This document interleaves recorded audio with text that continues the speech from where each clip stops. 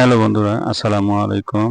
আশা করছি আপনারা অনেক বেশি ভালো আছেন। আমি আলহামদুলিল্লাহ ভালো আছি। আজকে আপনাদের সাথে শেয়ার করব সোনালী মুরগির ভুনা রেসিপি। আপনারা কালারটা দেখে বুঝতে পারছেন রান্নাটা কত সুন্দর এবং লোভনীয় হয়েছে। দেখতেই থাকুন শুরু থেকে শেষ পর্যন্ত। এজন্য আমি বাজার থেকে 7 থেকে 800 গ্রামের মতো মুরগি এনে সুন্দর করে পরিষ্কার করে পিস পিস করে কেটে নিয়েছি। চুলায় একটা কড়াই বসিয়ে দিয়েছি। কড়াইটা গরম হওয়া পর্যন্ত অপেক্ষা করব। দিয়ে দিচ্ছি আমি পরিমাণ মতো সরিষার তেল। কড়াইটা গরম হয়ে আসার পরে এখন দিয়ে দিচ্ছি 5 পিস পেঁয়াজ কুচি। পেঁয়াজ কুচিটা সুন্দর করে ফ্রাই করে নিব। আগে থেকে পরিষ্কার করে রাখা মুরগিগুলো আমি একে একে চুলায় দিয়ে দিচ্ছি কড়াইয়ের মধ্যে।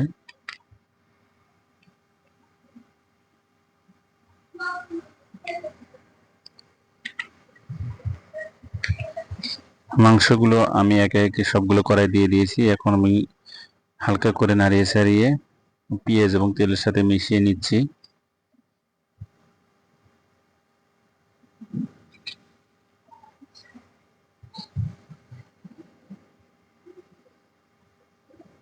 এভাবে নাড়িয়ে ছাড়িয়ে মিশিয়ে নিচ্ছি। দেখেন বন্ধুরা,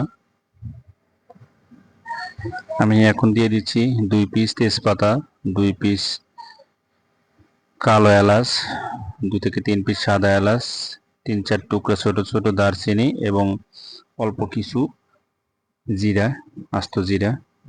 এগুলো দিয়ে আমি আবার একটু নাড়িয়ে ছাড়িয়ে নিব।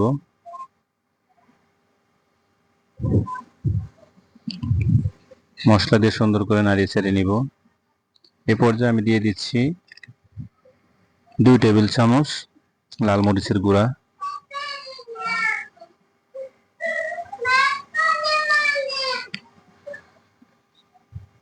1 টেবিল চামচ হলুদের গুঁড়া,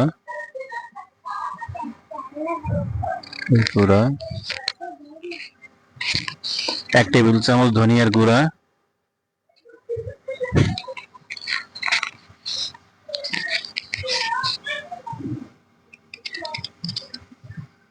1 টেবিল চামচ জিরা বাটা,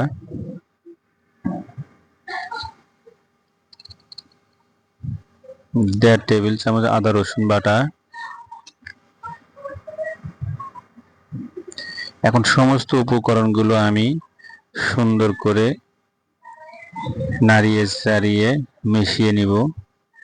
মাংসটার সঙ্গে সুন্দর করে নাড়িয়ে চাড়িয়ে মিশিয়ে নিব। এভাবে আমি মিশিয়ে নিচ্ছি।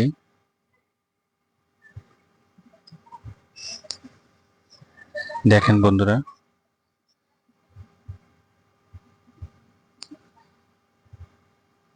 যতক্ষণ না পর্যন্ত মশলাগুলো সুন্দর করে মাংসের সাথে না মিশে যায় এতক্ষণ পর্যন্ত নাড়িয়ে চাড়িয়ে আমি মিশিয়ে নিচ্ছি। এখন আমি একটু সামান্য পরিমাণ পানি অ্যাড করে নিচ্ছি, মানে কষানোর সুবিধার্থে যেন মশলাগুলো না পুড়ে যায়, এজন্য আমি একটু পানি অ্যাড করে নিচ্ছি।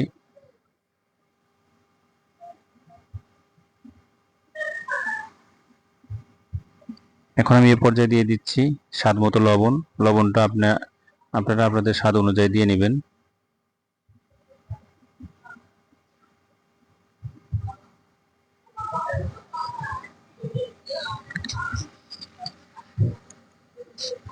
লবণ দিয়ে আমি হালকা একটু নাড়িয়ে চাড়িয়ে দিব, মিশিয়ে নিব।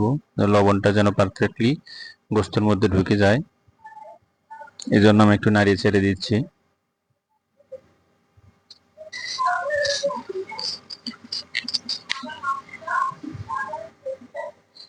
এভাবে বাসায় আপনারা রান্নায় ট্রাই করতে পারেন বন্ধুরা। আমি এখন 5 থেকে 7 মিনিটের জন্য ঢাকে দিচ্ছি। 5 থেকে 7 মিনিট পরে দেখেন বন্ধুরা, মাংস থেকে তেল ছেড়ে দিয়েছে এবং ঝোলটা অনেক কমে আসছে।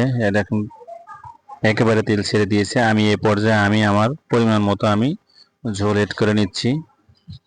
ঝোলটা আপনারা দেখে বুঝতে পারবেন যে আমি কতটুকু ঝোল অ্যাড করে নিয়েছি। আপনারা চাইলে কমিয়ে বাড়িয়ে নিতে পারেন।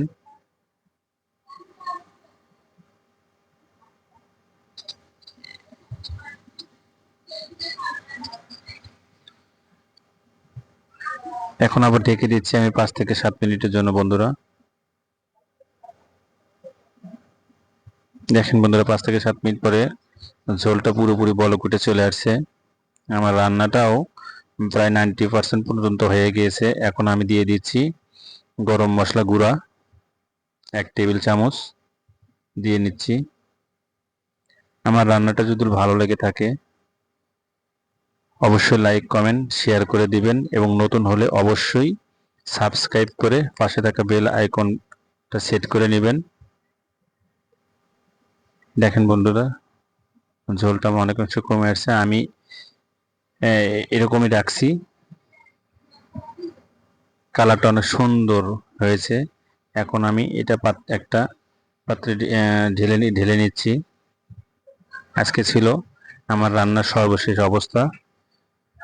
আজকে এই পর্যন্তই, দেখা হবে পরবর্তী নতুন কোনো রেসিপি নিয়ে। আল্লাহ হাফেজ।